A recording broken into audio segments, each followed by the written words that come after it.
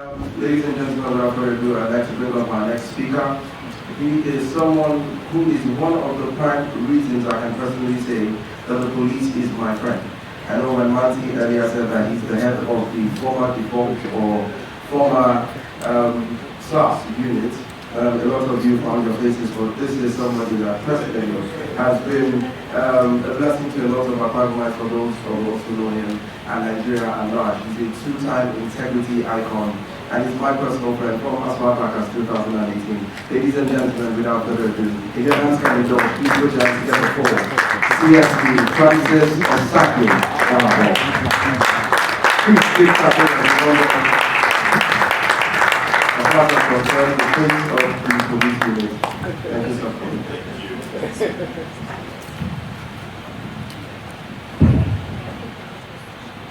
Matty Moore, the convener of this program, you reminded me of when I was going to join the police force. And I got one encouragement from my neighbor, but that encouragement was suspicious because it sounded this way. It was like I was going to be lost forever. I want to thank the convener of this wonderful summit, an eye-opener. All wonderful guests in the house right on the roof. Look, I'll arrest you later.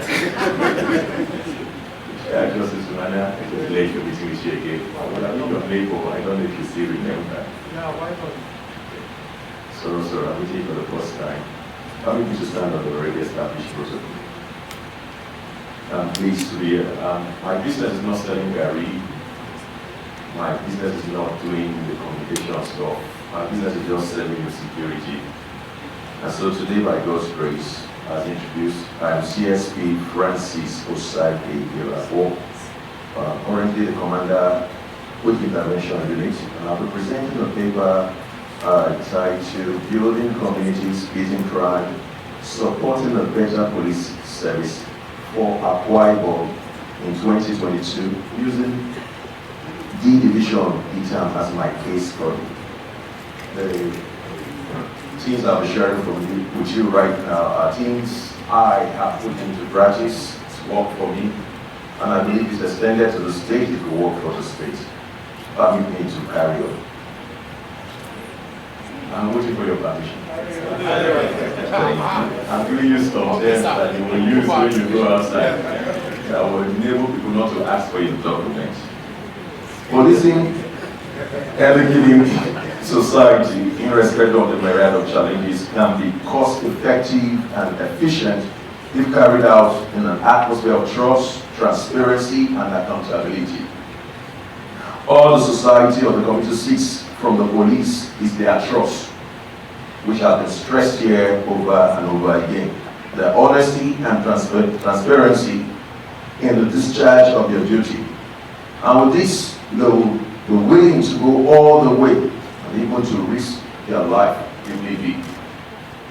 I've had situations in the course of my career where people came out, residents, landlords, tenants, including women, came because for the first time they saw under my stewardship a police officer who can be trusted. In fact, let me say this, I earned the title, even though I'm not being related. They are company for one of you as a result of trust.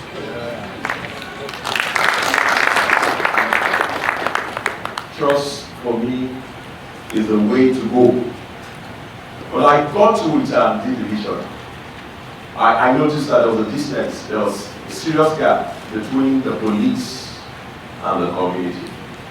And as I go further in this paper, permit me to skip the definition of terms, build, community, beat, crime, which I know you know. The first thing I had to pursue was to earn back the trust from the community I was called to serve. This was missing, as written in my work. And people said things like, you share any information with the police, before you go out of the station, the enemies would have been informed. Some persons died as a result of this. So I made a promise to the people that whatever intel or information you share with me stays with me. In fact, I have to start with them talking to me directly because I felt the men, some of them working with people who not be trusted is as bad as that. I gave them the promise also that the police is our friend because that's our mantra, police is your friend. But when you begin to say police is your friend, where do you put the extrajudicial killing, the disappearance of people who you see today and they cannot be accounted for, the brutality people are faced with daily? I have put myself in your shoes. I most times will do everything possible not to introduce myself as a policeman. You will not even see anything that signifies I'm a policeman. In other words, I do this deliberately just to sense what the people are facing and have been brutalized, you'll be sure. It's sad that the people called to protect you and serve you security are the ones oppressing you. And so I assure the people that will not happen in my time. I also found out that access to justice is difficult. As part of those who are involved in ensuring that people get their issues resolved, I said to myself, I looked at the system, and unfortunately I say this wherever I go, my system thrives on corruption. That's just the truth. We run on corruption. You can't imagine giving me as a DPO a monthly sum of 29,000 naira, I'm not exaggerating, for 3 months to run a division. And the breakdown of the 29,000 naira is as follows. 5,000 naira is a match for lubricant fuel, another 5,000 for spare parts, 5,000 a month for stationaries for 3 months, and the rest is for digital advance. What do you want me to do with that? Well, you see, people must respect of that obstacle, still have access to justice. You can't go to make a report at the station and you are told after being traumatized by whoever, the hoodlums, to pay some certain amount before your case will be registered. It does not make sense. You can't also be requested to pay money for the investigation to carry out. And I took it upon myself, told the community that I've come to serve, this is our progress, partner with me, and this access to justice will be guaranteed. It happened in my time. The slogan, bail is free. I had to re-echo this. And when I re-echoed it wherever I went on town hall meetings like, I need that from this. I had to meet the village heads, the community leaders, the youth leaders, and other stakeholders. And I assured them bail will be free in my time, and it's not just mere rhetoric.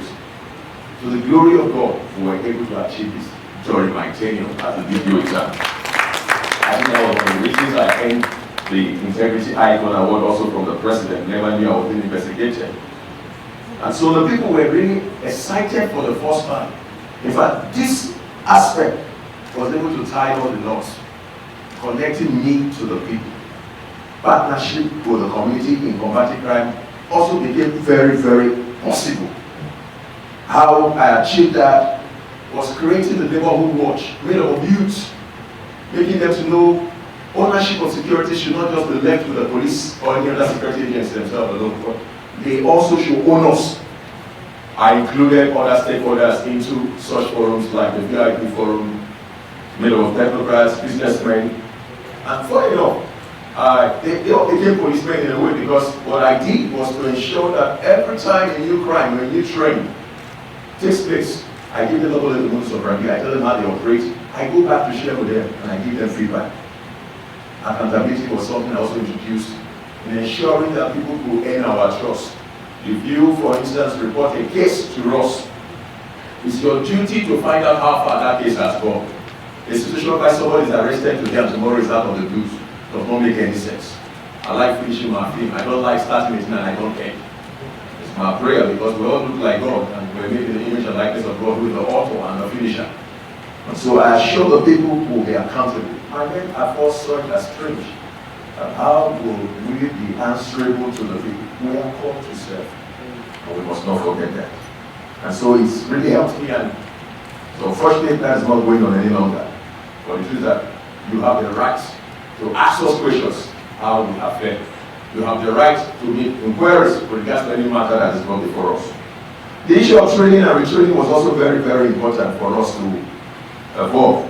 Because if there's anything I must confess and admit to that has made a lot of problems manifest from us, is it talking about accidental discharge? It boils down to training and lack of training. And that's just the truth. For some of us, the last time we handled the pistol at the training range was after the last time we came out of the college. This ought not to be. And so what I had to introduce was, as an instructor, a one-time instructor, I improvised trainings for my men. I am happy it was through that same forum I had the opportunity of meeting Martin Moore, introducing them. I had also other stakeholders, both at the government level, the Ministry of Women Affairs, FIDA, the multi-law court, and others who also assisted me in terms of capacity building of my men. And the truth is that it helped me a great deal, because if it were just a one-man show business, I wouldn't have the opportunity to wait for leave at any point in time. There were times I left my division and I found out that yes, the importance of training has been portrayed. That when you train SNS, it will deliver. Engaging the community. I really engaged the community during my tenure as a police officer. I not only engaged them in terms of having a town hall meeting, I carried out enlightenment campaigns. I do have, I don't know if you've seen a DPO on his men going out at the time, going out in the street with a megaphone like a preacher. I do such. It's interesting when people see you coming to tell them what is happening. And I enlighten them because it pains me. For me as a person, as a police officer, I feel pain when somebody says she was molested. I feel pain when somebody says his house was infracted or whatever. Because that's my responsibility, to provide safety, to provide security. And so when I see such happen, I feel I have failed. And I think it's something that when people see it, they will be encouraged. And so this was what we did during our time. People were encouraged for the first time that, this man, you have a passion for it. And I'm hoping that my other colleagues will catch them. Now, the urgent need for the implementation of police reforms is something I want to talk about in building trust in this service we are going for. There have been several police reforms dating back to when the nation transited to democratic rule in 1999. The government, as well as the police hierarchy, has set up and reset different number of reforms in what has become a popular balance among Nigerian policymakers.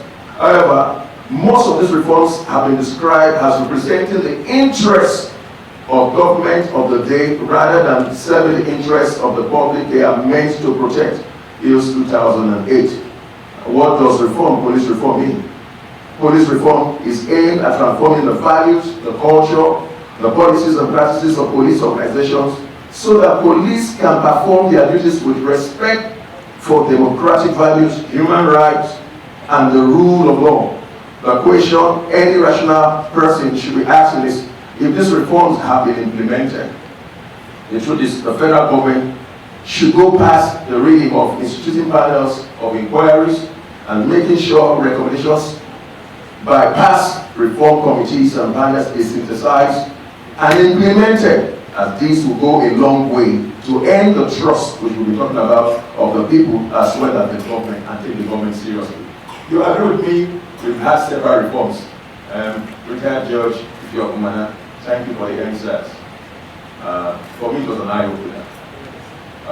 I wouldn't wait for the police to reform it, but I could tell you confidently that if not for the fact that some of us reformed ourselves, what happened after NSAS, where people had vandalized, stole electronics in millions of naira, and we didn't go by using force, we didn't go by arresting by proxy. What we did was to speak to their conscience. And for the first time in Akwa Ibom, I saw where people who had stolen, brought out stolen items, placed it at the door mouth of their residences, and said, okay, we are sorry for what we did. Please come and have them back. We recovered almost everything, not everything. I had to reform myself. Unfortunately, this has not been happening. I don't believe so much will be earned by the community who we are called to serve if the reforms are implemented. Beating crime. Beating crime entails the proper understanding of the root cause of crime Several factors have been identified by scholars as being responsible for crime. These factors range from corruption, poverty, unemployment, religious extremism, to illiteracy, among others. Yes, crime cannot be eradicated, however, it can be reduced. I saw that, I witnessed that as a DPO in Itambi Division. Addressing these causes of crime, as well as establishing a robust partnership between the police and the community, can go a long way in beating crime. Something happened very interesting. I remember when I was carrying out the one-man show squad under Itam Bridge, and I was just there by myself, and I felt irritated because I thought under that bridge where you have the staff conducting themselves, making arrangements for transportation, that some of them use that as a safe level to bridge crime. And I came out all by myself. Sir, please don't take this out of context. Sometimes the Brazilians make some of us behave the way we behave. So I brought my pistol and I tried scaring. I didn't point at anyone anyway. And when I did it, I never knew my magazine fell off, so I returned my pistol. And then this was a place where crime used to be very much infested. So I got back to the station and I felt, okay, let me mobilize my men and go around all these people. Only for the leader of that axis to come boldly to my station and say, I come with my white handkerchief. We are not in war. I came to return your magazine of H-Rank. Wow. Then it occurred to me, my pistol was empty.